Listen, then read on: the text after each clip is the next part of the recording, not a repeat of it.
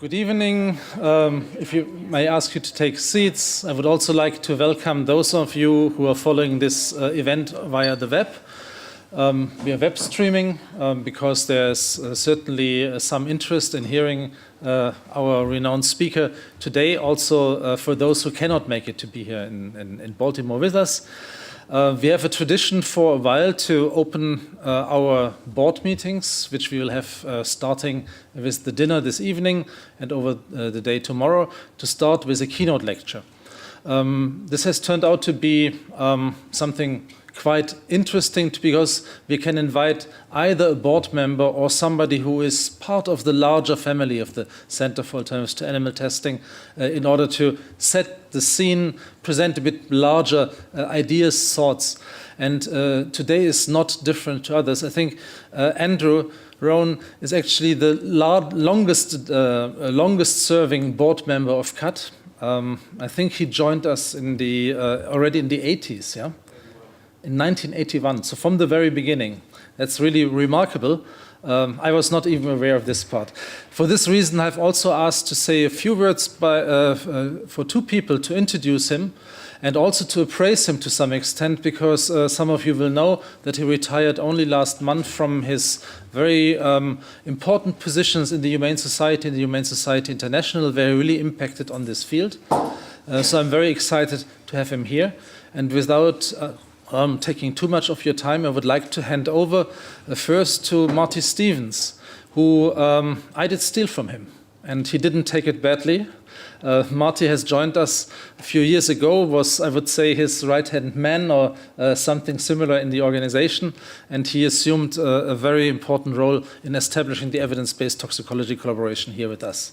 Since he has worked for decades with Andy, I think he's the right person to give some introductory remark and appraisal. And then following Alan Goldberg, who did lead the center for the first 27 years and has obviously interacted with Andrew Rowan extensively over this time, privately and in these different functions towards promoting alternatives to animal testing, is going to make his remarks on this time together. And I'm very excited to hear then what all these years, 37 years together, what impressions you took, what lessons you learned, and what we can take with the board to go forward, fortunately with you on board. Thanks a lot.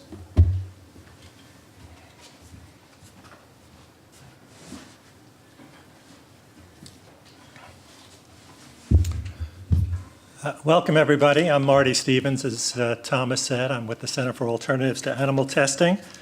And both Alan and I will be introducing Andrew. Such is his stature that it takes two people to introduce him. It's my pleasure to help introduce him. As Thomas said, I've known Andrew for decades. And for nearly half that time, we worked together at the Humane Society of the United States, or HSUS, promoting alternative methods, the 3 R's: replacement, reduction, and refinement. Andrew was the first scientific administrator of FRAME, the Fund for the Replacement of Animals in Medical Experiments in England. He was also the founding director of the Tufts University Center for Animals and Public Policy. And as Thomas mentioned, Andrew just finished up a long and distinguished career at the HSUS, where he was the organization's chief scientific officer and also the executive of the Humane Society International, the international arm of HSUS. And perhaps he'll say a few words this afternoon about his new venture, Wellbeing International. There's a lot that could be said about Andrew Rowan. He was, for example, the primary organizer of the 4th World Congress on Alternatives to Animals in the Life Sciences back in 2002. That was quite a feat right after 9/11. But I just want to briefly make 3 observations about Andrew and his work. First, it's entirely fitting that he give us this lecture on the history of CAAT. As I'm sure Alan will mention, Andrew was an influential player in the establishment of CAAT, as he was with so many of the key developments in the alternatives field over the years. Indeed, I would say Andrew is the Kevin Bacon of alternative methods, being only a few degrees of separation from the center of the action on this issue, if not at the center itself. The second observation I want to make is that many of us know Andrew for his work in this discipline, the 3 Rs, but he's been active in a wide variety of disciplines related to animal protection and human-animal relations. The breadth of his activity and scholarship is reflected in his extensive publication record and the amazing diversity of awards that he has received over the years in areas like veterinary medical ethics, human-animal studies, animal protection in Asia, and many others. And third and last, Andrew is both a scientist and an animal advocate. He believes deeply in the power of scientific analysis and scientific innovation to improve the lot of animals, and in the power of concern for animals to motivate improvements in science. His life's work exemplifies this interplay between science and animal welfare that, in my view, is at the heart of the alternatives movement. His work is very much in the tradition of the University's Federation for Animal Welfare, and I underscore animal welfare, and the tradition of British scientists William Russell and Rex Birch, and the American activist Henry Spira, all pioneering organizations and individuals whose effort laid the foundation for the establishment of CAAT, as we'll be hearing. So, Andrew, thank you for your efforts.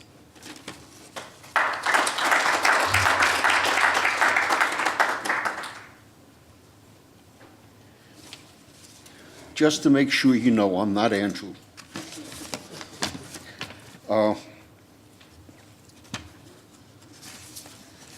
So it was mentioned that CAAT was actually started in 1981.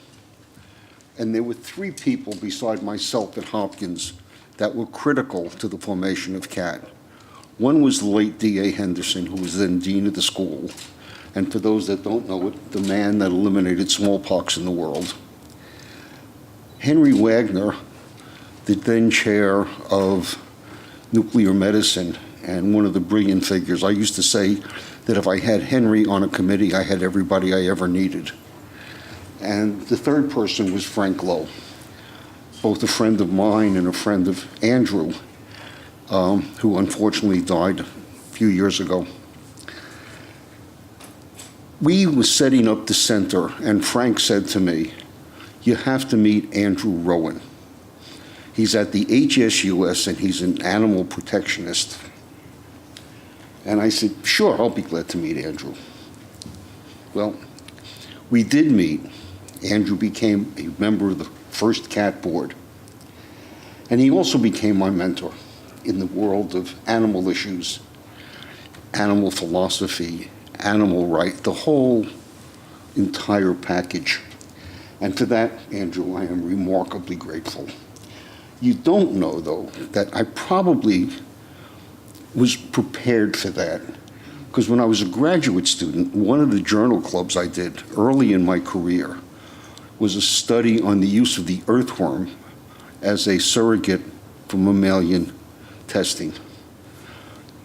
The rejection of that paper by my colleagues in 1962-63 was remarkable, and I never went back to that topic again until '81, when I started on the center.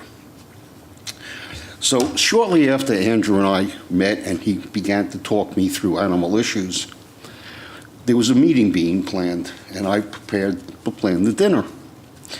For some unknown reason, I was really smart enough to say, "Andrew, would you take a look at this menu?"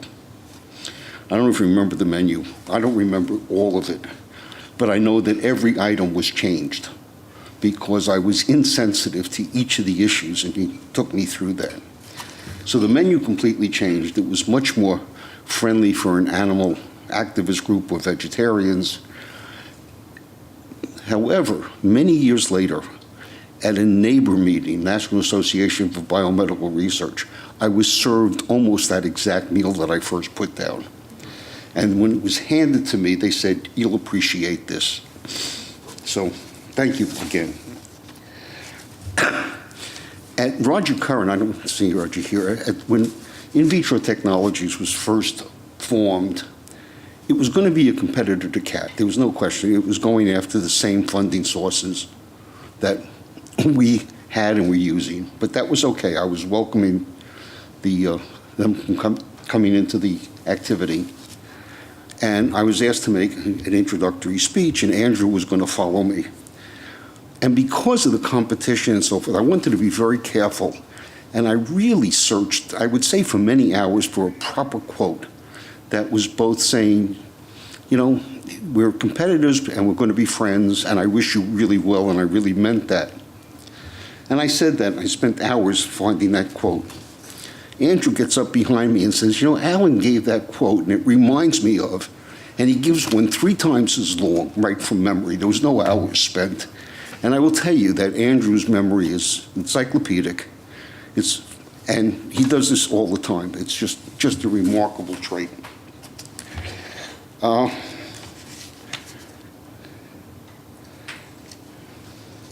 One thing that Andrew and I did early on, which again I thought was fun and interesting and important, was that we decided to go after the CEOs and boards of companies to try to teach them about animal issues.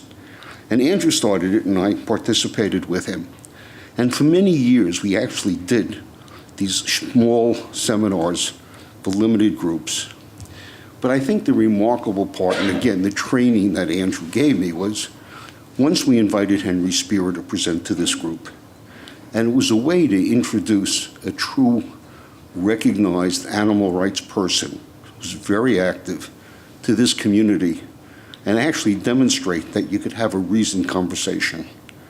The second person we brought in and did that same thing with, I'm embarrassed to say, was Marty Stevens, but we did that, and I'm sure you remember that event.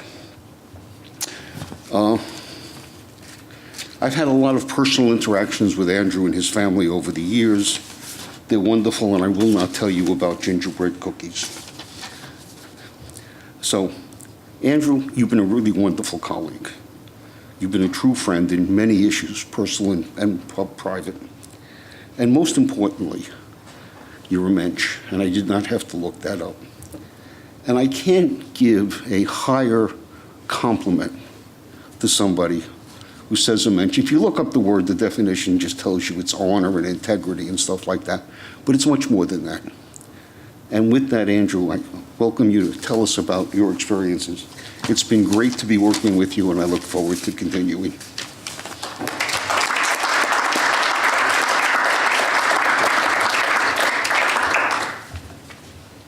It's tough to live up to that. I mean, they obviously remember somebody different. It must have been somebody else in the room when, not me.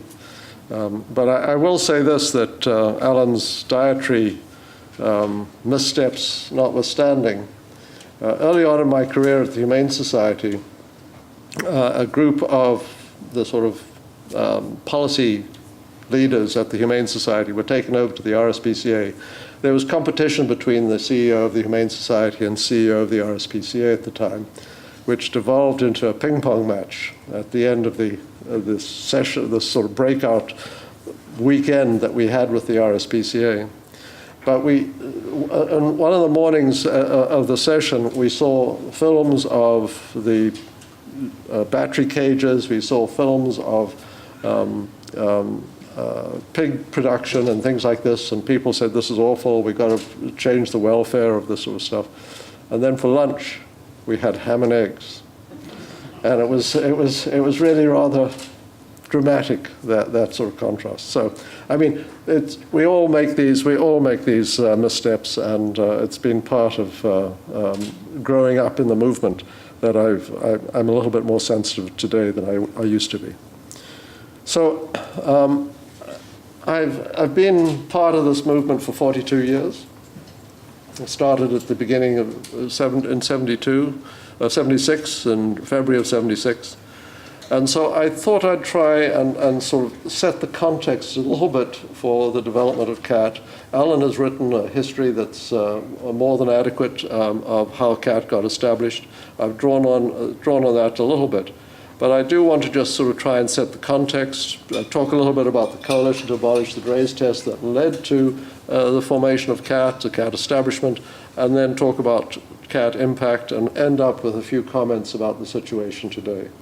And Thomas, I'm not going to be talking a lot about the last 10 years, which is really where your contributions have been. I'm talking more about the earlier time. My memory of the last 10 years is blurred. My memory of the early days is much more precise. So, one of the things I'd like to comment on is Medawar's role. So Peter Medawar was a Nobel Prize-winning immunologist. His Nobel Prize was in transplant research and the transplantation, organ transplantation. But he was this much larger figure in Britain in the 60s. He was a commentator on science in general, and so he gave lots and lots of talks. And in 1969, he gave a speech, and I think it may have been at the Research Defense Society, and he's talking specifically about the use of animals. And I've always felt that this paragraph, I can read it to you, but this paragraph is the sort of marching orders for those of us involved in the alternatives field. I mean, he says that in the meantime, we must grapple with the paradox that nothing but research on animals will provide us with the knowledge that will make it possible for us one day to dispense with the use of them altogether. I've said that in numerous talks and been attacked for saying that I thought that we could dispense with the use of animals altogether. I said, no, I didn't say that. Peter Medawar said that. You know, and so coming from the sort of core of the sort of giant of biomedical research, this statement is really important. And Medawar, in fact, was, I think, the author and architect of alternatives. He was on the U4, Universities Federation of Animal Welfare Committee, and he was the one who said that biomedical technology has advanced to the point where we can start looking for ways to do this stuff without animals or without causing animals as much harm. And so I haven't been able to find the smoking gun paper. Michael Balls has a lot of this stuff in his home in England, but I'm convinced that Medawar was the architect behind this, and he was the one who persuaded Scott at U4 that this was a project that they should do. Today, we look to end routine animal safety tests and the launch of new successful non-animal approach for risk assessment and eventually biomedical research. So Medawar is prescient. So he said this in 1969, that animal use would peak within the next 10 years. And if you look at this is a standardized graph of animal use in the Netherlands, the US, and Great Britain. And it all peaks around about 1975.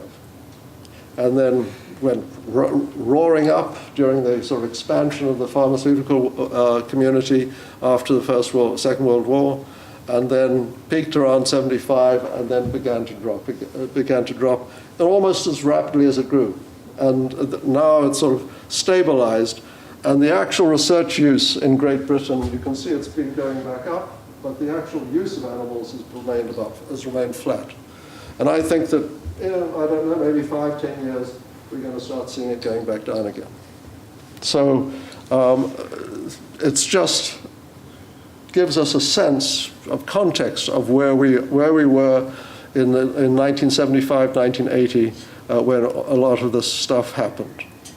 So in terms of cosmetic testing, in 1976, Frame launches the What Price Vanity, and that's a picture of my office in 1976. It was a ex-haberdashery store in Rains Park, just south of Wimbledon.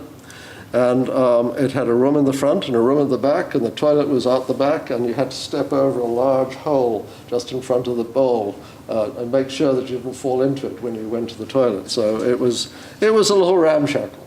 But there were only 2 of us, so it wasn't crowded.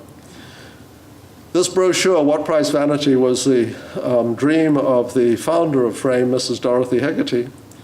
And we also did some fact sheets on animal tests that I I spent time in the Royal Society of Medicine library sort of researching what was going on. And that's when I ran across the Weil and Scala paper, the 71 paper, looking at the Dray's test.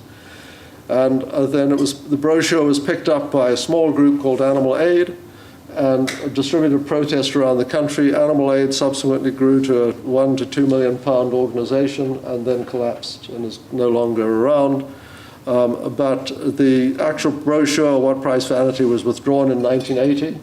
Michael Balls was a key part of withdrawing it. He felt the brochure was overly emotional and not scientific enough, which it was. But it certainly wasn't scientific enough. But it was a valuable tool in the beginning of the campaign on cosmetic testing. In the USA, the Catholic Society for Animal Welfare, later International Society for Animal Rights, produced a report on cosmetic testing on animals in 1975. It was about 25, 30 pages long. They organized protests outside the CTFA, which was the now, what is it, PSPCC or PCPC. And so but they were at the wrong street address. So they were over a block and not actually in front of the CTFA. When I went to see the CTFA folk, that was one of the first things they told me. Oh yes, we had the animal rights protesters here, but they were over on the next street and not in front of our offices. And that, of course, was meant to show that they weren't worried about the animal rights protest. Can you stay closer to the microphone? I'm sorry. Yes, okay. So in 1979, Henry became involved in this. So that's Henry. And he had just finished 3 successful campaigns. He had shut down a lab at the American Museum of Natural History. He had gone after a project that Amnesty International was planning, in which they were going to look at the electrocution of pigs to see whether or not they could detect electrical torture. And then he also ended pound seizure in the state of New York. So those are his 3 campaigns, and he was looking, these are all small numbers of animals. So he's looking for how can I leverage this up to the next level? And he went around talking to numerous people about his next target. And I was one of his consultants at that time, and he selected the Dray's test. And he approached Revlon, who was headquartered in New York City. Henry's apartment was over next to the American Museum of Natural History on West 85th Street.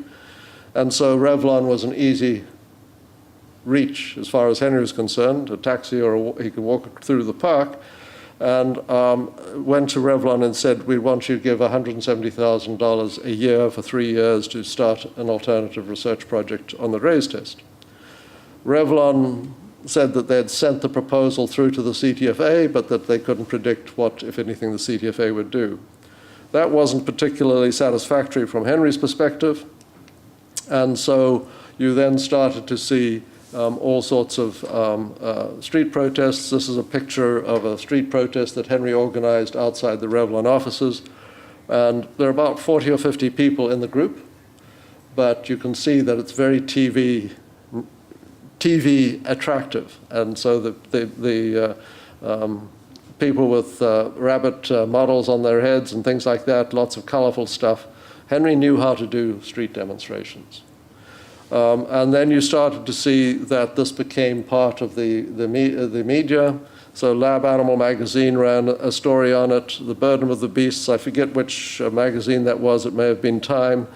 And then this was the standard FDA training tool to show you how to grade different scales of eye injury in rabbits. And before Henry had actually started any campaigning whatsoever, he had obtained about 250 copies of these color training systems, and also about 20 copies of the training film that the FDA would hand out. And these were liberally distributed to the press and the media after the campaign actually launched.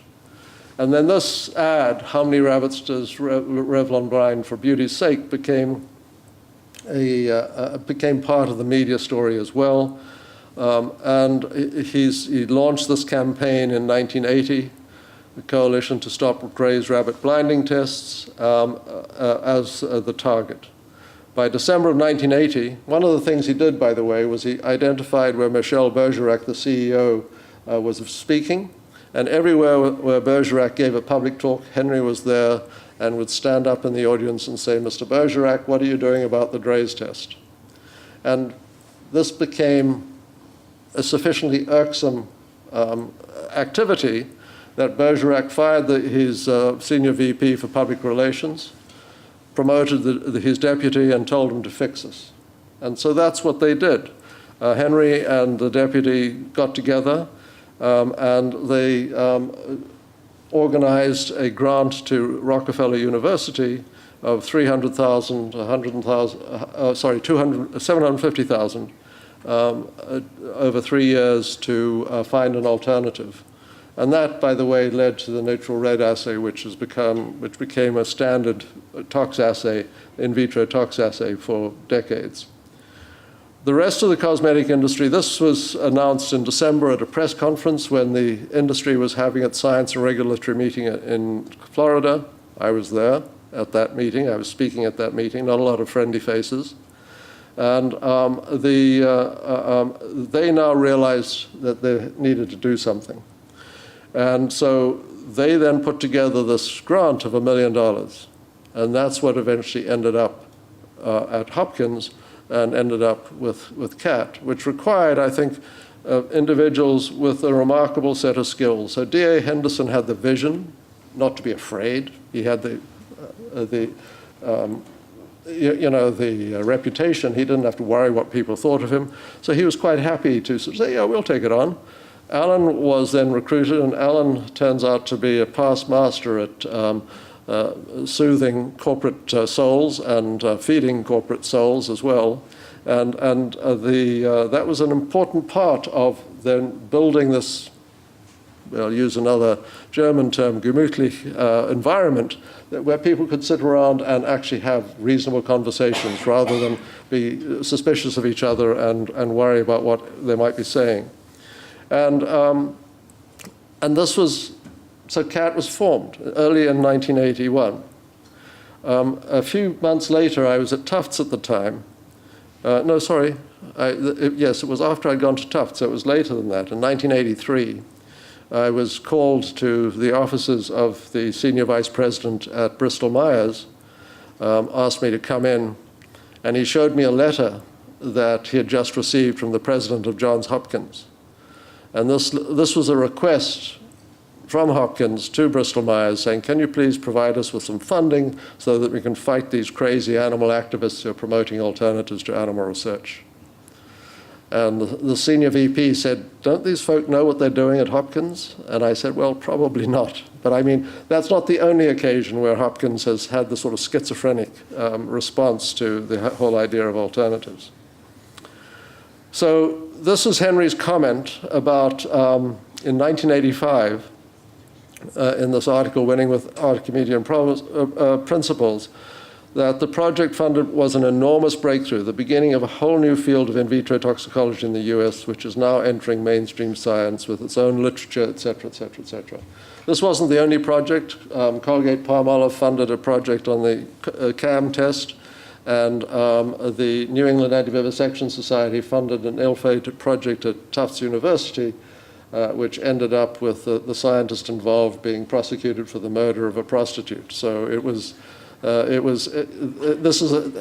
won't go into it now. There's too many gory details, but it was a remarkable one. The book was produced called The Professor and the Prostitute. So anybody interested, that's the title of it. So CAAT was established, and Alan has described this. And one of the things that I found intriguing in Alan's article was that the fact that this was the largest corporate grant Hopkins had received. I've always viewed Hopkins as as a magnet for huge amounts of money, lots of it from corporates and everything else. And this was, at the time, the largest corporate grant that Hopkins had received. And this was, in a sense, the launch of corporate funding of university research, certainly at Hopkins. But I suspect it had ramifications more broadly around the country as well. So the School of Public Health became a significant magnet for corporate funding, And then in September of 81, when the CAAT was launched, Henry Spira showed up. Alan mentions that he was advised to ignore Henry. I'm pretty certain that wasn't my advice. So Henry, for a year or two, things were tense between CAAT and Henry. And then Alan and Henry made up, and it became a much more constructive and convivial relationship. So some CAAT milestones. May 1982, the first symposium. This is when Henry circulated one of his famous draft letters, never actually sent, but just wanted people to comment on what he was saying, you know. He did this with ads too. He'd send ads against a company to a company saying, I'm thinking of running this ad, what do you think? So he did this with Oros and Purina. It led to a grant of $250,000 to Texas A&M. And then in 84, we had the first retreat at Woods Hole. Beautiful weekend, I remember, a beautiful couple of days. John Frazier, from 85 to 94, was a really important figure in some of the early days of CAAT. Alan has commented that, you know, John's work on validation and it's the general process and evaluation of validation effectiveness is very much underappreciated today, and I would agree with him. And then in 1993, the First World Congress, September 2001, was held on 9/11. And so naturally it was somewhat disrupted, but everybody agreed to stay on. Well, in fact, they couldn't go anyway. So it was a captive audience. Alan could have had them for another week without any trouble, you know, probably did. And in 2009, Thomas was appointed CAAT director and launched a whole new set of activities for the organization. So what about its impact? From my perspective, this is very much what I think. It's not really based upon anything that anybody else has told me. But I think that one of the really important elements here was that this was a major step on the road to the acceptance of alternatives. It was the CAAT meetings were a safe place for industry and advocates to engage. There were seminars on animal research issues and advocacy, somewhat similar to the Public Responsibility in Medicine research up in Boston, which had a similar mix of people, academics, animal advocates, and government scientists and regulators. And that, I think, is a key element here, is that if you can provide a sort of safe setting for these three groups, you can do a tremendous amount and really sort of foster a great deal of progress as a result. CAAT had a major impact, I believe, in the formation of centers for 3Rs alternatives and led directly to the establishment of the NC3Rs in the UK. There was Alan's genius for persuading corporate representatives that this was something that they should support and get on board with, and then his ability to sort of provide them with very pleasant settings and meals at which people could engage in conversation and argument.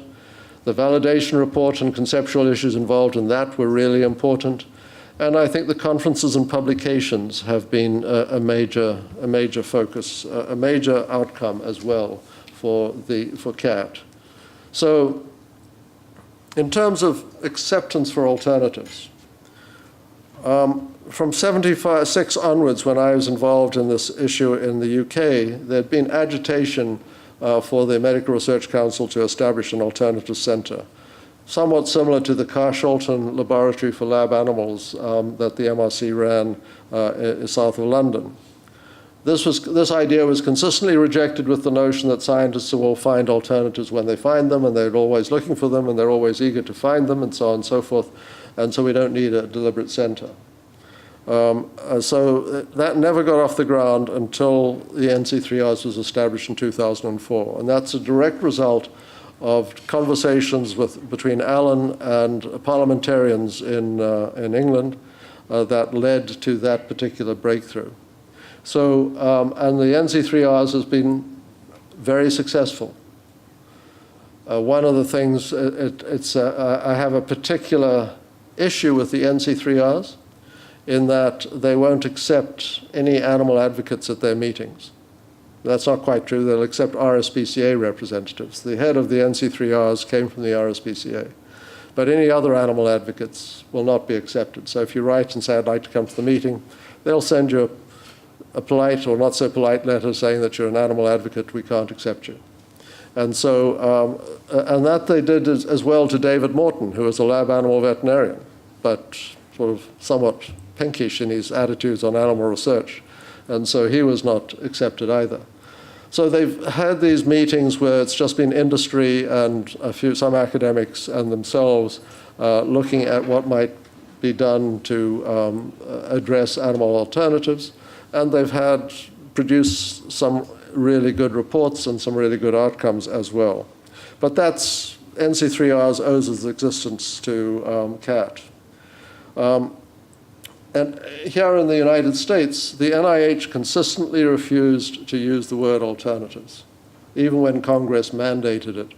So the Congress required a report in 1993 on alternatives. So the report had the term alternatives in the title, and I think it mentioned it somewhere else in the sort of empowerment language that Congress had. And other than that, there was no mention of the word alternatives anywhere else in the report. It was all complementary methods, adjunct methods, and that sort of thing. So that was a resistance that lasted up until about 2000, 2001. Today, it is not an issue.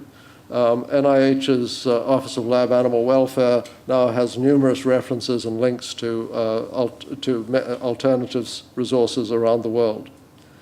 There was even debate over this term alternatives within the CAAT arena. So at the level of the advisory board, we'd periodically have somebody would raise the issue, well, should we change our name from alternatives? These really aren't alternatives, they're adjunct, or they're complementary. Or that sort of argument kept coming up and up all the time. And it never actually went anywhere, but you had this constant sort of frisson of uneasiness about the term. And as I said, JHU has been schizophrenic on the topic. They host this very successful alternative center, but the JHU President's Office periodically raises the issue and raises the alarm about animal advocates and their promotion of alternatives. So in 1981, there was really no acceptance. This was when CAAT was found. Animal advocates had success in the campaigns against the Drays and the LD50. In 1992, I was at Tufts at the time. I organized a symposium on behalf of the EPA on the Drays test. And there were a couple of interesting outcomes of that symposium, but one of the really interesting ones was the regulatory scientists at the meeting were very surprised at how much the corporate scientists, the corporations were using in vitro data to make product decisions. And then in 1993, there was the first World Congress. ECVAM was established in Europe. And so you had this meeting here in Baltimore. It was a filthy couple of days. The weather was dreadful. Everybody was kept inside. And we were treated to Bill Russell doing his imitation of Gilbert and Sullivan. It was a remarkable performance because nobody expected that Bill's not a terribly imposing figure. He's a sort of 5'5", 5'4", and rather roly-poly. But he got up in front of the microphone and gave a sort of regular speech, and then suddenly sort of walked around the side and did a jig down the center of the aisle, launching into, I forget which one it was, Major General, I am the Major General of something or other, I lead my army from the back, I find it less exciting, this sort of stuff. Only all the words were about alternatives. And so since that time, there are videos now circulating of Bill Russell doing one of his Gilbert and Sullivan renditions. So the 1993 World Congress was a landmark, I believe. 2007 NRC report on the future of toxicology was another landmark. Certainly from my perspective, when I started in the business in 1976, I never believed that within my career I would come to the point where you'd have a government document like this saying that we can do without animal testing. And Marty Stevens was a key figure on that expert committee that produced that report. And then in 2016, 9 years later, Dr. Francis Collins, in front of a Senate Appropriations Committee in the budget hearings, predicted as one of his 10 major predictions for the coming 10 years that animal testing will end within 10 years. This, you can use this Ngram device. It's a fun tool to play with at times to look at trends. And these are the trends in the use of the word, use of that 3 R's terminology and alternatives to animal testing. And you can see they all sort of starting around about, 3 R's starts earlier in 1970, alternative starts in about 1980, which is about the right time that I would think that was really beginning to get off the ground. FRAME was the first organization dedicated directly to alternatives in 1969, but CAAT was the foundation for alternative centers around the world. While only one directly evolved from CAAT, I believe most of the others had significant influence. And Alan's travels around the world, such as collecting Gerhard Zabinden and leading to the formation, Alan didn't, but Gerhard Zabinden's interest in alternatives and non-animal systems led to the formation of the Durkheim-Zabinden Foundation, that Thomas holds the chair here at Hopkins. As I said, not to mention his reputation for producing a superb dinner party, were all important influences in this.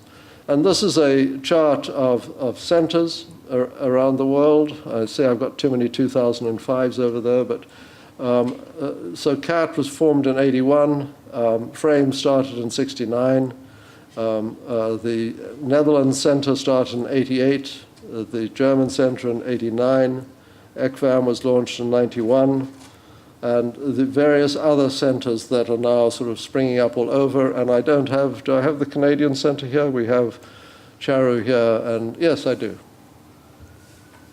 2017, and she's just received a major grant from a Canadian foundation that's setting her on the same road of CAAT. So the corporate influence. I remember at that first retreat at Woods Hole in 1984, Yale Gressel was the representative of the advisory board from Avon. He was the chief toxicologist at Avon and responsible for their safety assessment and risk assessment. And during the retreat, I remember Yale's saying, when I first got involved in CAAT in 81, it was just a PR exercise. We just had to do it because the public was all over our backs and we had to do something. He said, but now, he says, I'm really interested because I see the scientific aspects of what we're pursuing here. And that then led directly, I believe, to Yale, to Avon funding these project awards, which was $100,000 support for CAAT that led to a sort of focus on a particular issue, contact hypersensitivity in the case of Avon, which you can track that project, which had a group of 2 or 3 research centers working on a particular issue. They'd come together every year for a meeting, talk about it, learn from each other, and then go back to their labs. That eventually led, of course, to in vitro systems now outperforming animal tests in contact hypersensitivity. So you can sort of look to that as the sort of launch of this. Corporate representatives at the CAAT meetings and the advisory board, there were lots of personal interactions, but also the professional exchanges were very important in advancing the issue. And it was important that we were able to interact with government scientists at these meetings. Lots of cross-pollination between academics and the regulatory scientists and the toxicologists. I always remember Jim McCulley expressing amazement at the Dray's test. He said, you're assessing irritancy, how? I mean, he couldn't believe how idiotic, not to put too fine a point on it, this test was. He just couldn't believe it. And he and David Maurice both decided they could develop a better test. They did. Actually, what's interesting here is that the Dray's campaign Henry spoke to a lot of different people, and they all told him that Draize was the easiest test to replace. And David Smith, who wrote the book for the Research and Defense Society on the need for animal research, also said in the book that the Draize test was the one test that he thought could be replaced fairly quickly. And yet it's proved very much more difficult than many of the others. Contact types of sensitivity, we have a better alternative than the animal test now. But the Draize test, we're still struggling with. We're still struggling with those alternatives. And then funding. The corporates have been enormously important. I estimate that between the three of them, L'Oreal, Unilever, and P&G have spent $1 billion on alternatives development and implementation. So, I mean, it's been a huge infusion of funding, without which much of this progress would never have happened. The validation report, John Frazier produced this monograph in 1990 for the OECD, looking at the scientific criteria for validation of in vitro tox tests. And this report, from my perspective, led to a couple of particular issues. One is, nobody had really talked about validation before this. But everybody now was saying, well, wait a minute, we've got to validate the animal tests. And that report sort of opened eyes. Nobody was really willing to sort of see it at the time, but opened eyes to the fact that the animal tests had never been validated.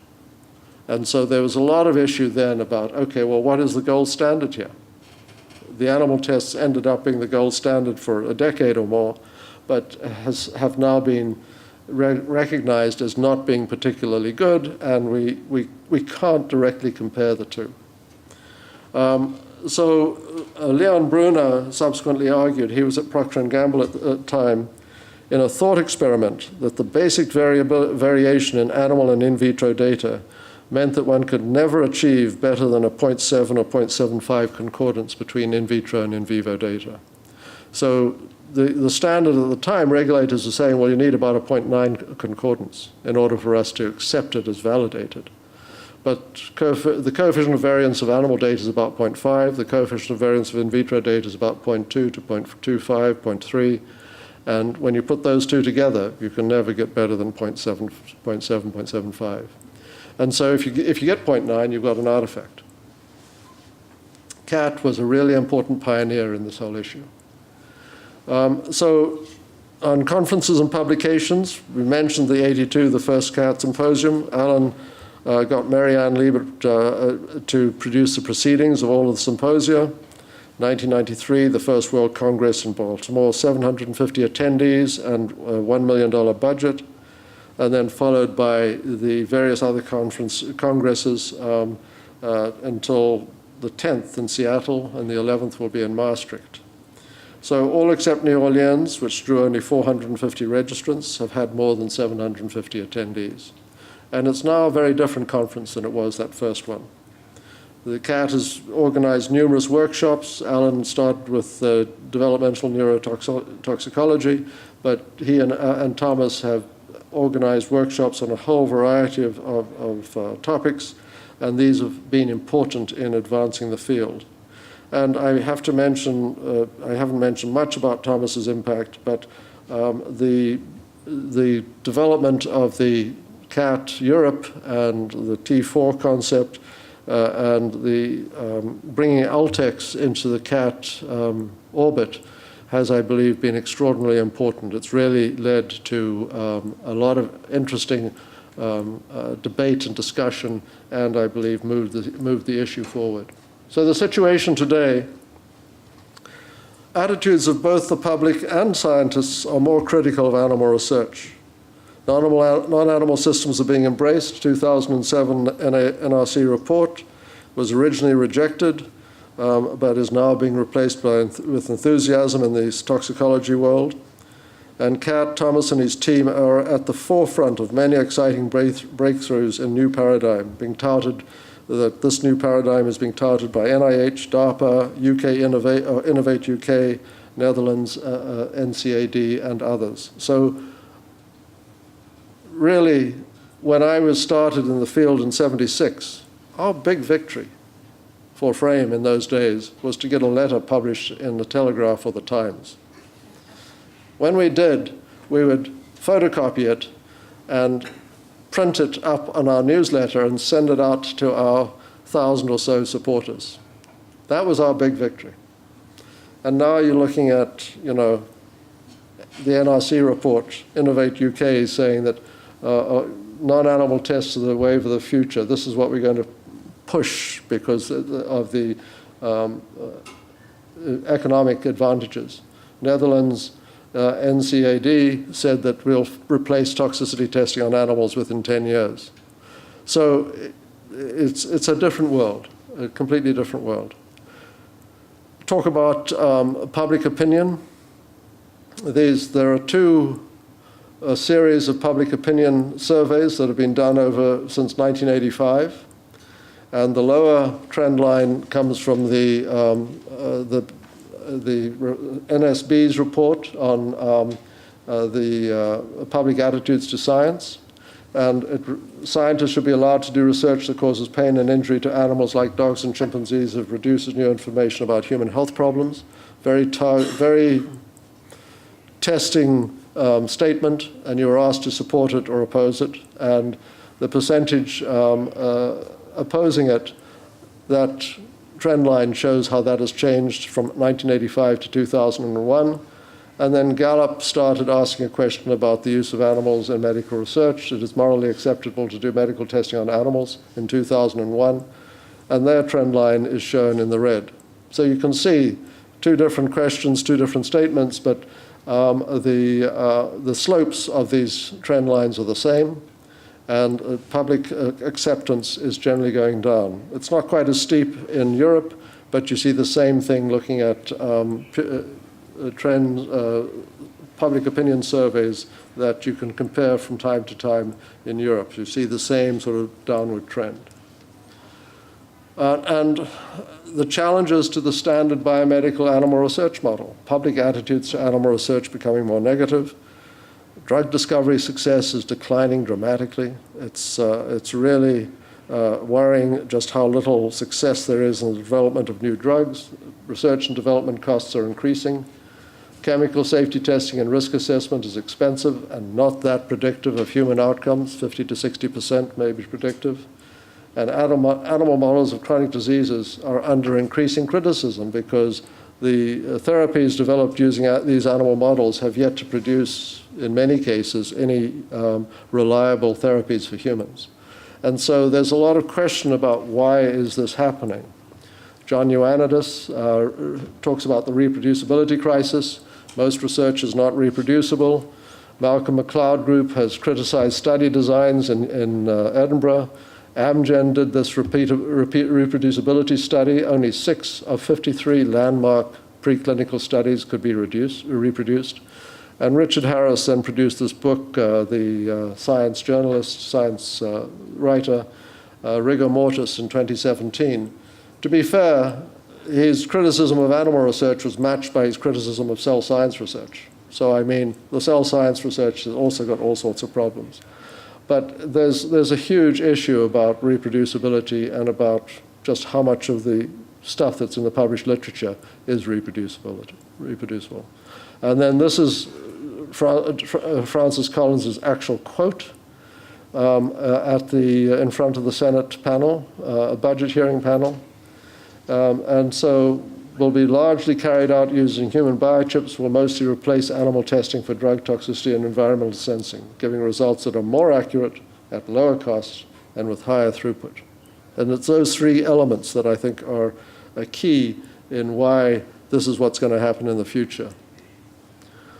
Just a few alternatives initiatives. Now, in many cases, some of these folk probably don't see what they're doing as an alternatives initiative, but these are some of the things that have happened over the course of the years. And the TSCA 2016 reauthorization had language in it that was much more aggressive about the use of alternatives and the need to phase out animal studies, which is why our previous EPA administrator was coming to the HSUS for us to endorse his actions on phasing out animal testing. I mean, lots of interesting stuff happening here. So these are some of the numbers that I've been sort of ranting about and boring people with. So we can test 10,000 substances per year, tens of thousands of substances per year versus 100 to 200 using the animal systems. It's much more rapid, much more efficient, much more cost effective, 1,000-fold lower costs, and systems that are more relevant to humans. Maybe not now, maybe now they're only about as relevant, but in 5-10 years' time, they will be more relevant. The big data machine learning, Thomas's paper with his colleagues on the machine learning systems that they've been using, looking at how you can predict the toxicity of chemicals, large numbers of chemicals. That's where I think we're going to see the future. Lots of challenges and inertia. Animal testing is a legal requirement in most regulated product sectors, and so that's going to be a challenge. And you've got geopolitical differences across the globe. But I think that that's in part what's going to help, because these geopolitical differences, you're going to find a country like Taiwan adopting Thomas's machine learning system to make its risk assessment judgments, rather than building a huge animal lab that they can that they then use with limited resources, limited human resources, to try and do the same thing. So everybody's seen the slide of humans' organs on a chip, dynamic, really interesting science. Innovate UK, I've mentioned before, high cost, low efficacy of animal-based approaches, and say that this is one of the emerging technologies with the potential to drive future UK economic growth. The Netherlands report, animal testing can be phased out by 2025, not biomedical research, but animal testing. USA FDA, their statement, and an interesting comment here. They sort of talk about the qualification of tests versus validation. So this is beginning to move away from this notion of validation, in part because we don't really have anything we can validate against. The ICVAM strategic plan, and in conclusion, CAAT continues to be a focus for innovation, scientific excellence, hosting safe opportunities for animal advocates, academics, corporate and government scientists to deliver the future, a world where all safety assessment and risk evaluation will be done using a mix of non-animal biological systems, artificial intelligence, and sophisticated computer algorithms, producing risk assessments in a fraction of the time and at a fraction of the cost of the 20th century. So I finished with a slide that Marty produced for his talk at the Montreal World Congress, using a statement by John F. Kennedy. We have everything we need. Now we just need to grasp the nettle and do it. So thank you very much indeed for your time and attention. Really appreciate it.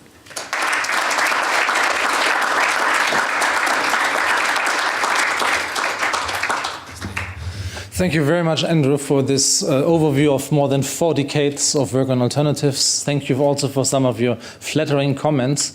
We appreciate them as much as we appreciate the, let's say, also critical words, which are important to really spin the organization for the next decades. I would like to open up, because we are webcasting this, we would like to ask you to use the microphone for your questions. Mike, can we also take questions from the web? Is there any way? I don't believe so. Okay, good. So sorry for you guys. You will also miss the reception, which we were going to have in the Anja Becher room just after this discussion. So it is worthwhile to come to our events in live and in person, always also for networking and getting to know us in person. So please, any questions for Andrew?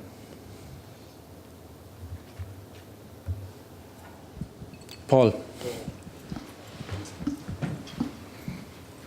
Thank you very much for that excellent talk. And I wanted to just get your opinion about how we might do a better job in discovery research. Discovery research seems, at least to me, to still be heavily dependent on animal models.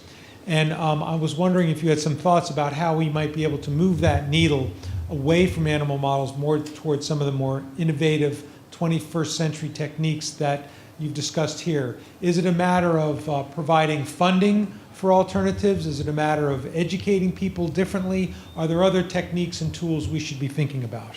And also, how can CAAT play the leading role in developing these new approaches?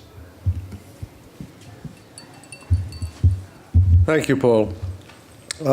Not sure I have good answers to all of those questions, but I mean, I think that the current system that we're looking at here, using human cell cultures, human organs on a chip for toxicity testing, can also be applied to the broader biomedical research field. So the discovery research that you're talking about. I mean, what's fascinating to me is that the last 10 years, I've seen an increasing number of papers in the literature that are basically saying the animal models don't tell us what we need to know. And that's not to say that the animal models can't tell us something that is of value, but they're not leading us into the promised land of human therapies.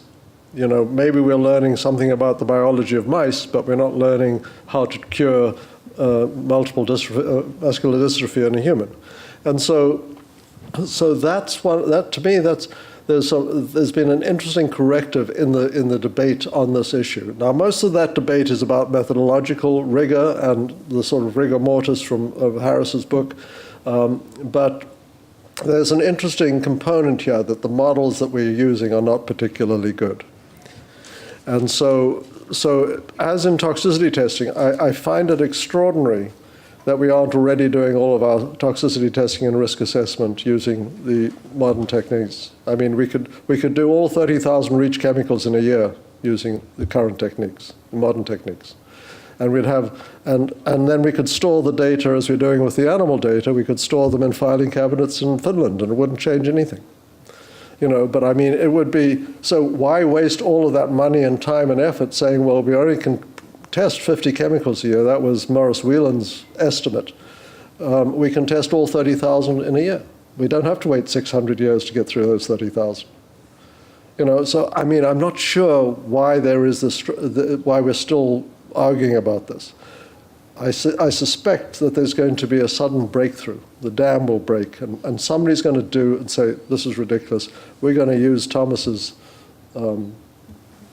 patented technology to predict toxicology, you know. And Thomas is going to become a very rich man. Okay, he's not going to become a very rich man. But, we decided not to take any IPR on this computational toxicology methods and to be open for further improvements by anybody. So there's, because that's we don't want a roadblock. And even though I would love to become rich, it does not need to be on prohibiting animal alternative use.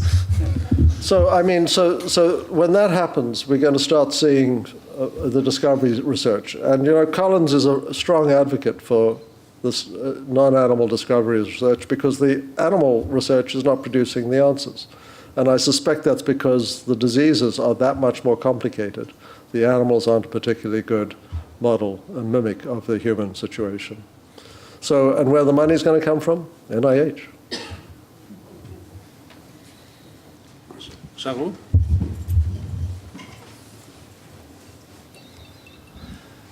So I kind of want to follow up on that, on basic science research. I understand the technologies have been developed, and it's one thing to use the technological advances that we have and to keep, you know, working on things like organ on a chip. But based on your experience and knowing how we did this for the last 40 years, what's the, how do we get through the cultural barrier? So there was an article in Nature today talking about Alzheimer's disease, 99.6% translational failure. Scientists, that was the title, scientists still want a better mouse model for Alzheimer's. How do you get through that mindset? That's where I would really like to know, how do you do that? Because I don't think just having the technological advances is enough. Is there any formula? Is there any way that we can try to get through that faster in a more effective way? Well, one wags at one point in time said, well, we will make progress one obituary at a time. And so, so to some extent, I think that holds here. But, you know, I mean, the change that I'm seeing in just the general tenor of discussion And the fact that these papers are appearing not in Atlas or Altex, but are appearing in Nature and Science and places like that, is really having an impact. Everybody's really worried about the reproducibility issue. Everybody's really worried about mouse not mimicking a man issue. And at some point in time, it's just that they can do it. You know, this is the problem, is that you can create a mouse model for almost anything now. So they're doing it. Every time you get a new technology in biomedical science, it ends up that you get this huge splurge of activity around that, and then it sort of falls back. And so the GMO mouse issue is beginning to dry up. So you can track the Great Britain statistics, and it's just been a steady increase in mouse breeding. But the last couple of years, it's begun to tail off.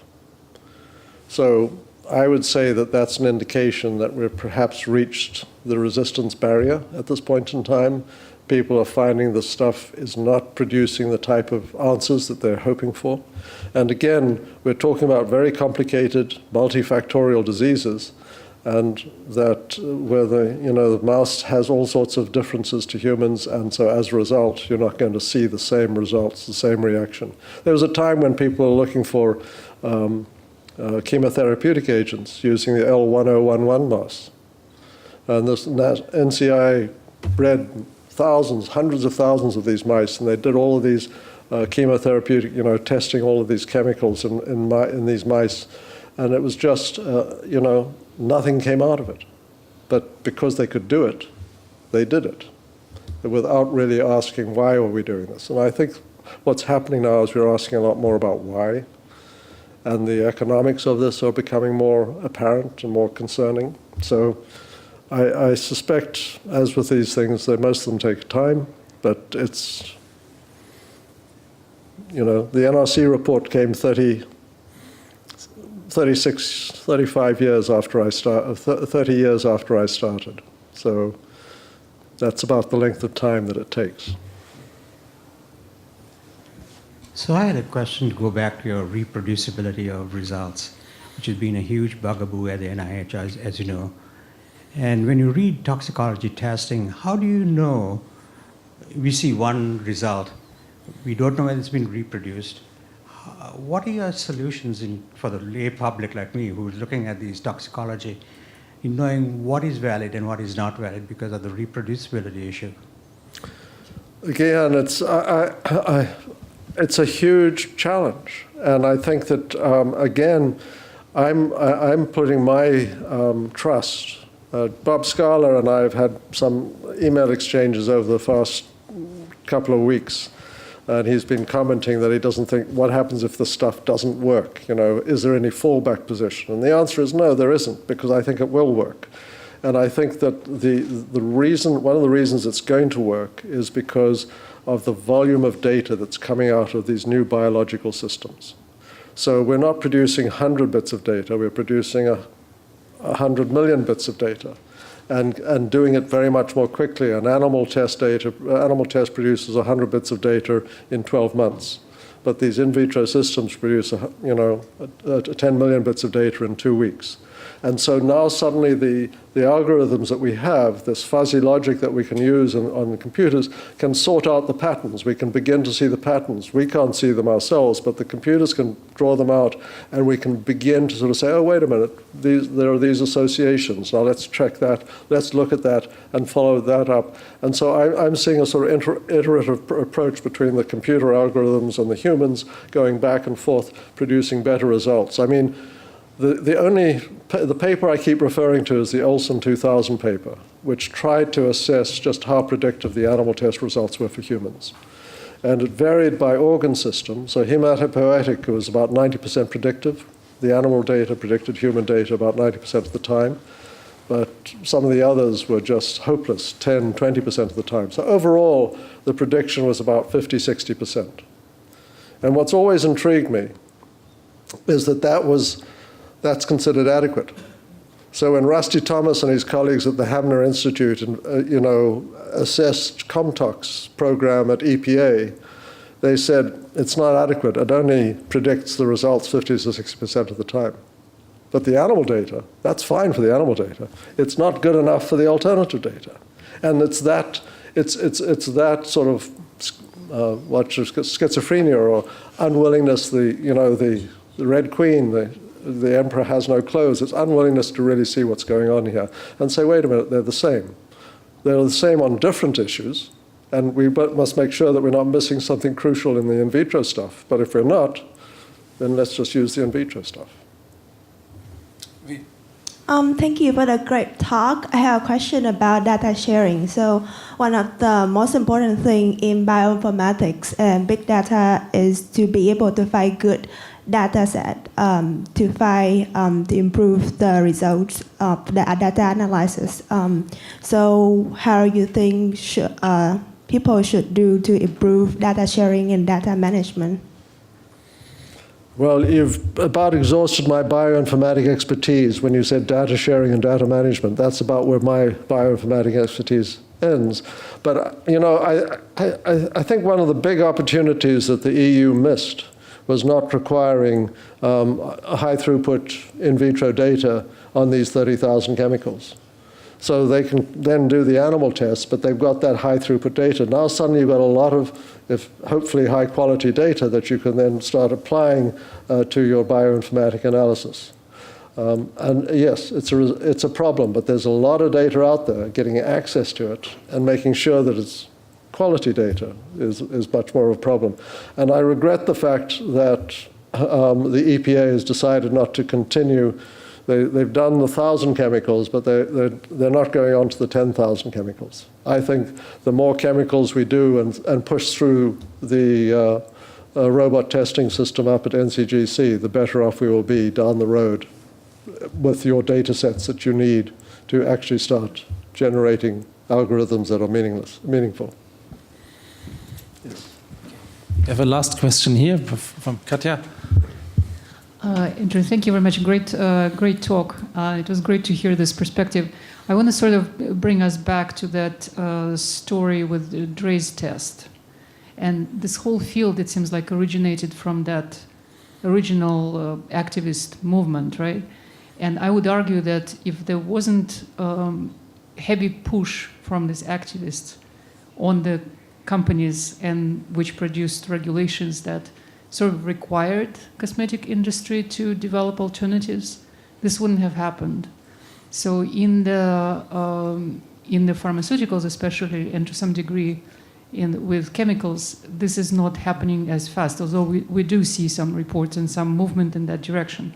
What do you think is the most effective thing that we could do to move in that direction? Because it's sort of a seesaw, right? What's going to happen first? There are a lot of technologies.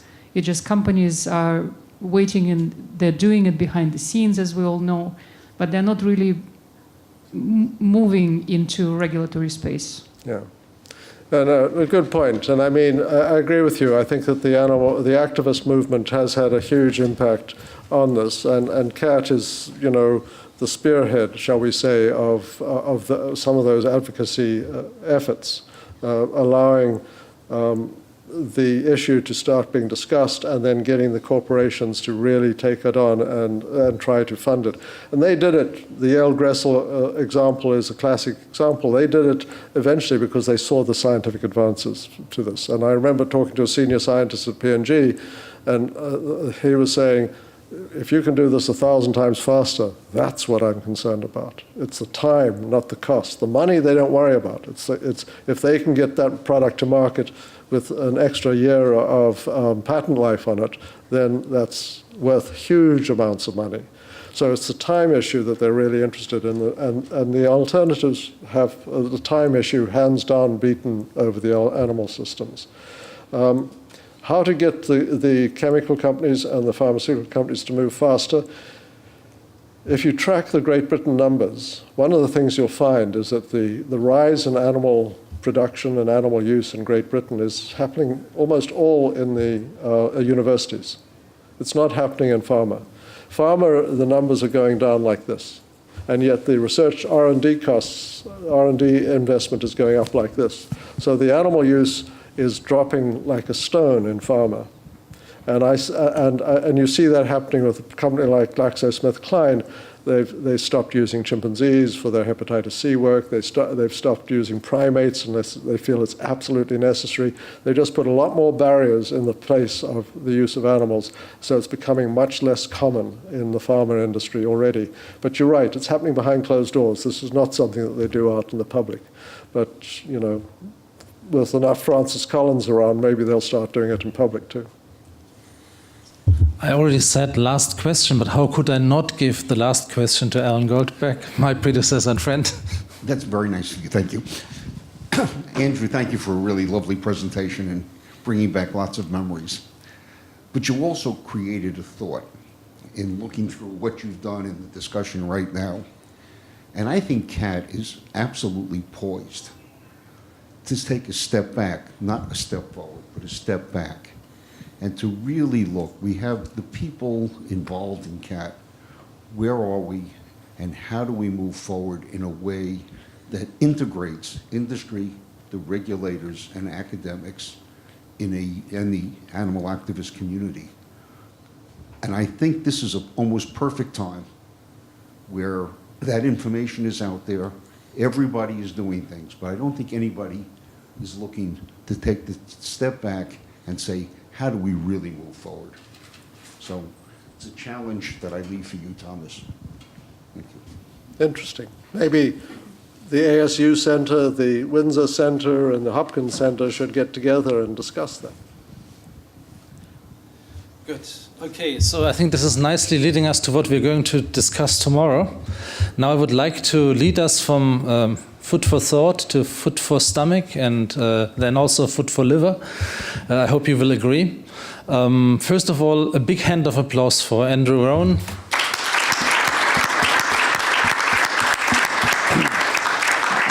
I think we did not promise too much. This was really a very comprehensive look on what is happening in this area, and it's important to know that we are standing on the shoulders of giants, as Newton said, that this is something which was not invented with the 2007 report on Tox 21, but this is all a development which took up much earlier.